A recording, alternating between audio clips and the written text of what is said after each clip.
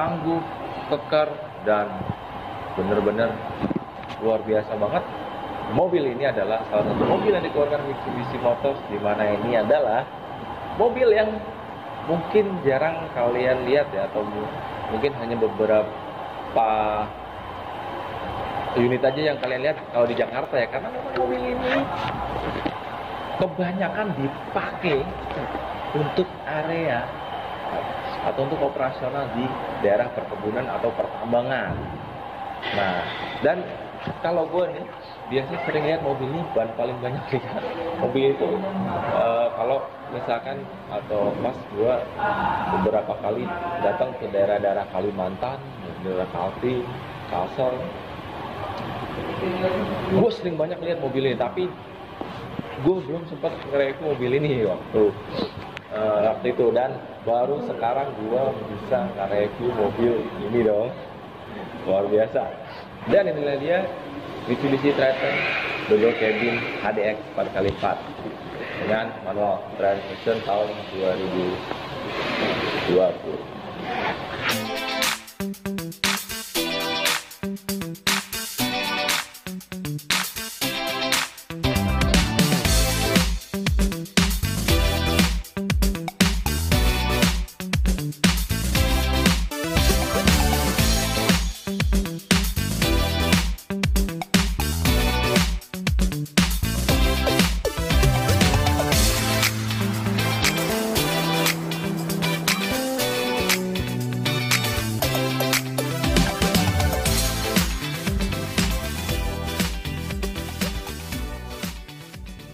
Jadi sebelum kita mulai ulas mobil ini,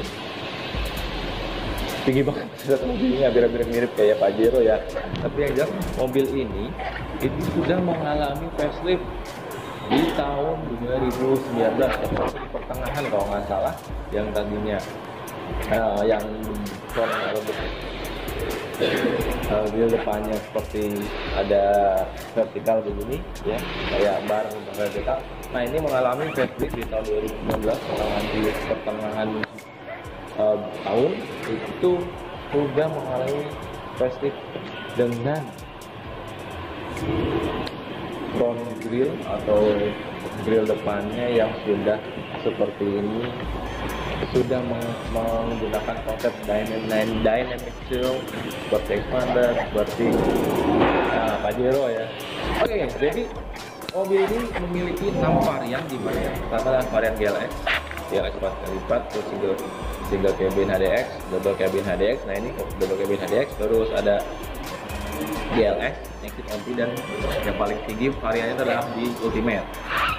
Wow, itu paling lengkap lah untuk fiturnya, dan paling luar biasa lah varian yang paling tinggi itu yang Ultimate. Tapi yang jelas ini adalah double cabin HDX. Ini sering dipakai untuk operasional ya, di pertambangan, perkebunan. Mungkin kalau kalian sering ke daerah Kalimantan Timur, Selatan, atau daerah Sumatera ya, mungkin kalian sering lihat mobil ini ada di jalan ya, karena memang di situ adalah banyak banget perusahaan tambang dan perkebunan kalau di daerah sana.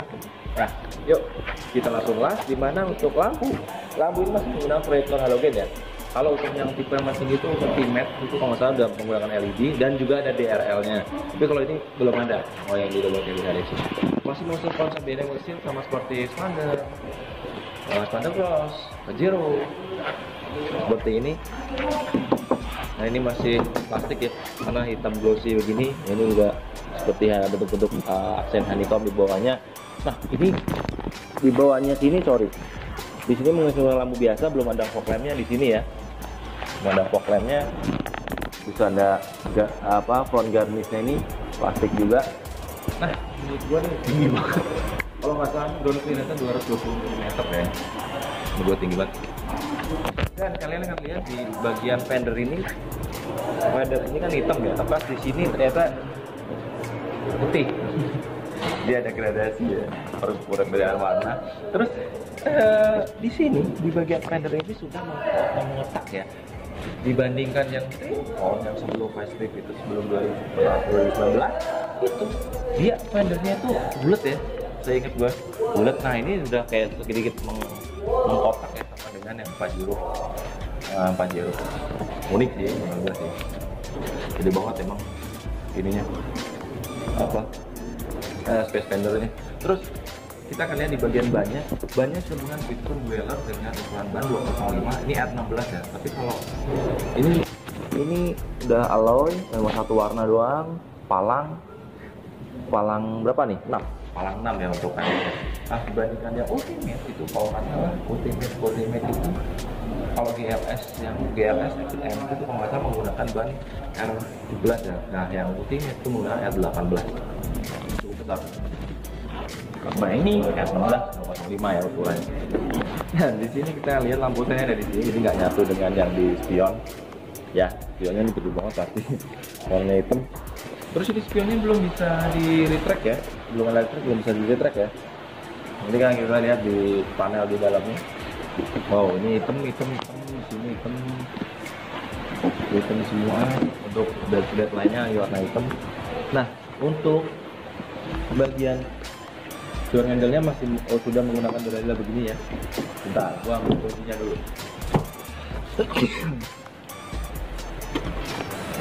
Nah, kuncinya masih seperti ini, pakai kunci biasa.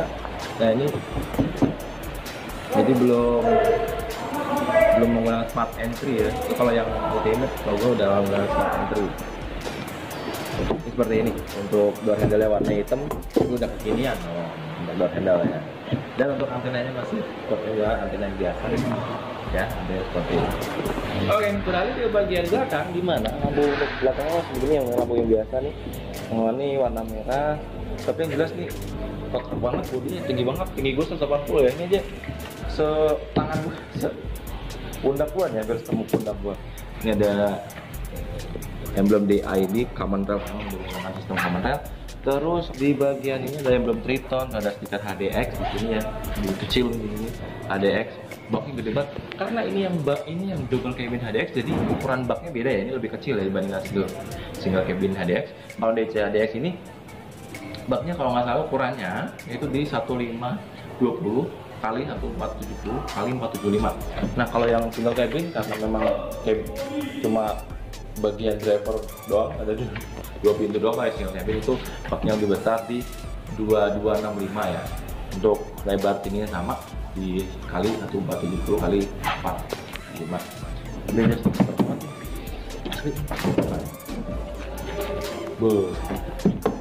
Terus kalian lihat dari situ ada full bar, itu seperti kayak penghalang ya, itu full barnya. Ada full barnya. Kalau yang setahu gue, yang Triton sebelumnya tuh nggak ada. Nah, ini udah dari pabrikan, ternyata udah dibuatkan full bar yang warna ini warna putih. Yang setelah kabin kedua di luarnya kaca, terus di luarnya ada full bar. Oh, ini keren nih.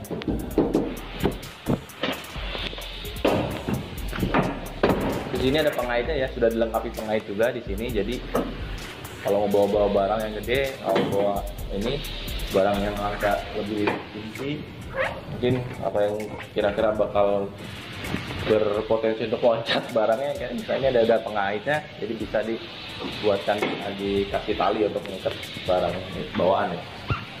Oke, nah beberapa selling point yang di mobil ini ada di sini, sudah ada hook ya di bagian bawah. Ini mungkin buat narik kalau mungkin mobil mogok atau apa ya. Terus kalau ban berada di bawah, belum ada covernya, ban di bawah. Di sini nggak kelihatan men, asli nggak, tinggi banget soalnya mobil. Oke, bagian sini ya, karena ini double cabin ada, jadi nggak ada sektornya belakangnya. Oh geng, ke bagian mesin kita menemukan apa? Di kapnya sih bagian bawah nggak ada covernya ya, nggak ada karpet untuk penutupnya. Di engine pun juga nggak ada engine covernya. Tapi yang jelas nih, mobil ini masih menggunakan 4D56 untuk mesin mobilnya, masih sama yang dipakai dengan 300 yang adalah mesin yang legend ya, udah lama banget. Berbeda dengan yang tipe atau varian yang lainnya sudah menggunakan mesin baru 4N15, itu dipakai untuk GLS, XMT, Ultimate, dan GLX juga pakai juga ya kalau nggak salah. Nah, selanjutnya adalah di tenaga. Kalau mobil ini atau mesin ini masih menggunakan tenaganya adalah di 110 PS, dan untuk torsi maksimalnya di 200 Nm. Ini berbagi bahan bakar 75 liter, menggunakan udah double free camshaft 16 valve inline 4 silinder. Nah, berbeda dengan yang varian Ultimate mungkin torsi dan daya tenaganya lebih gede ya. Tenaganya kalau salah di 181 PS, torsinya di lebih 430 Newton meter. Ini aja udah keren ya, apalagi yang Ultimate yang tipe varian paling tinggi. Wow, luar biasa. Nah, ini juga tadi untuk manual transmisi ini 5 percepatan ya. 5 percepatan, ada transfer case-nya, jadi kalian bisa atur perpindahan dayanya, mau di berapa ban belakang, jadi bisa dibagi untuk daya. Oke.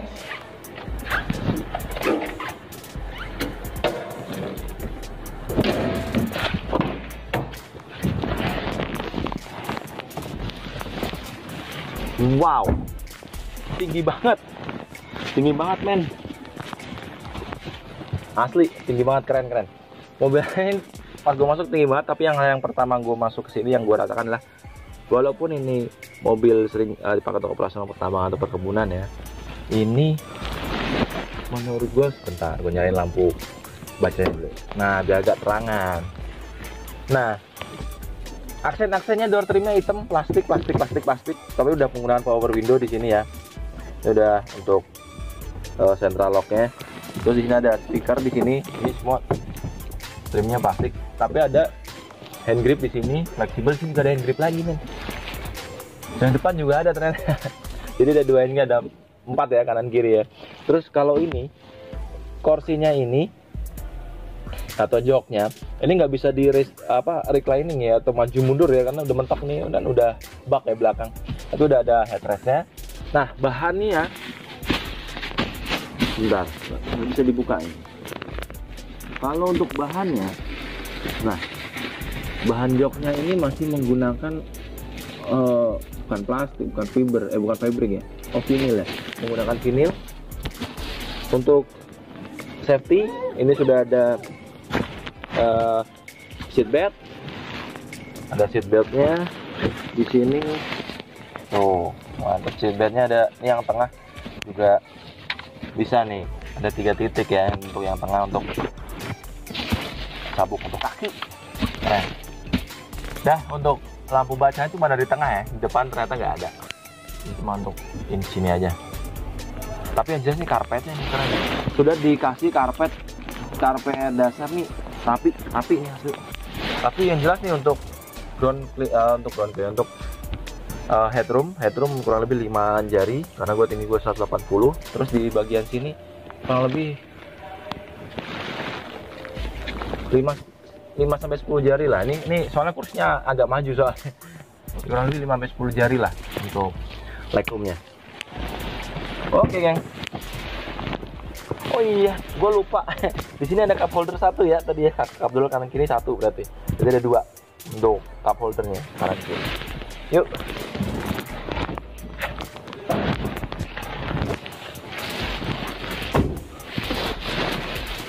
Oke, gengs. Ini gue mundurin dikit ya. Nah, tadi sempat gue announce karena joknya sempat gue majuin, jadi belum gue balikin. Ini gue balikin dulu. Jadi legroomnya kurang lebih tadi yang belakang 5 sampai 10 jari ya. Oke. Kita akan menemukan apa di sini? Di door trimnya masih menggunakan plastik ya, warnanya hitam, hitam sampai ini semua hitam, nggak ada soft touch sama sekali. Di sini juga plastik, warna hitam. Terus di sini ada power window auto untuk turunnya aja, naiknya nggak, mesti tetap kalian pencet terus, kalau nggak berhenti. Terus ada hand grip di sini, hand grip fix, yang di sini nggak ada ya di pengemudi, tapi ya kalau yang di penumpang ada 1. Jadi kurang lebih belakang 4, depan 3 untuk hand gripnya. Jadi ada 7. Terus di sini kalian menemukan cup holder panjang sini, kayak ada door pocket ini, panjang 1 cup holdernya. Terus ada speaker di sini, speaker cup holder 1. Nah, untuk AC-nya, kisi AC-nya di sini ada, belum ada aksen-aksen krum-kruman untuk kisi AC-nya. Nih, 1 2 3 4. Terus ada tweeter di sini 1 2. Jadi ada speaker tadi 1 2, atau ada tweeter di kanan kiri 1 2 juga sama. Oke, di sini kalian menemukan apalagi sun visornya. Oh, nggak ada lampunya ya, geng. Nah,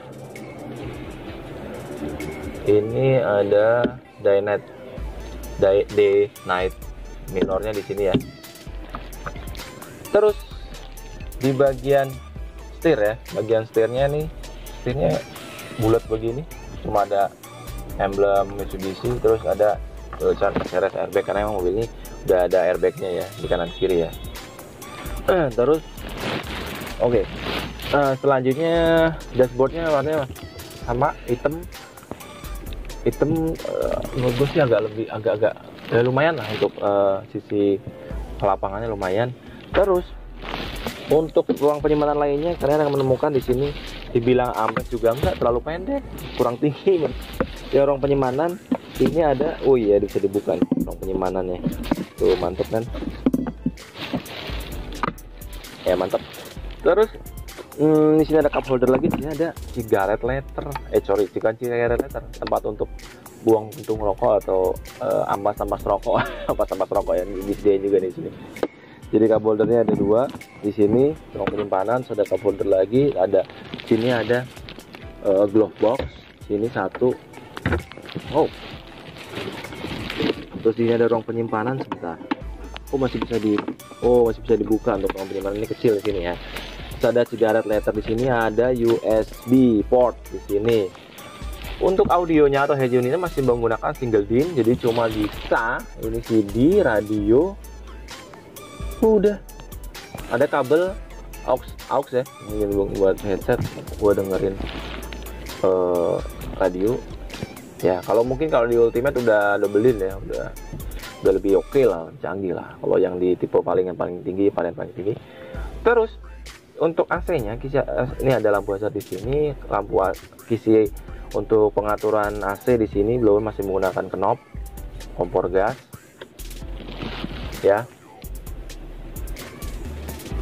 Nah di sini juga di dashboardnya, di dashboard yang aksen-aksen yang di audio ini sama AC ini kayak ada aksen karbon, tapi bukan di karbon untuk bahannya, tapi kayak titik-titiknya tuh kayak model-model karbon gitu.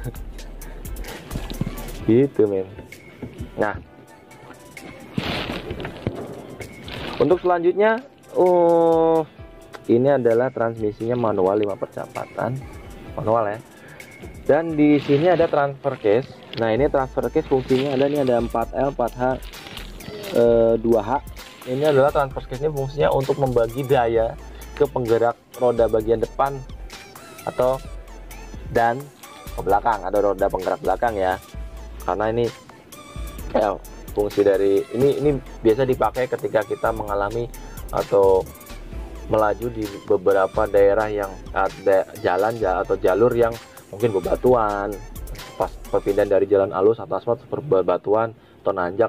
Nah ini bisa dipakein untuk transfer case yang bisa dipindah sesuka hati. Oh iya guys, gua agak kelupaan nih. Kita lihat di setirnya masih fix ya. Oh sorry, bukan fix. Nah, udah aktif dah, tapi belum teleskopik.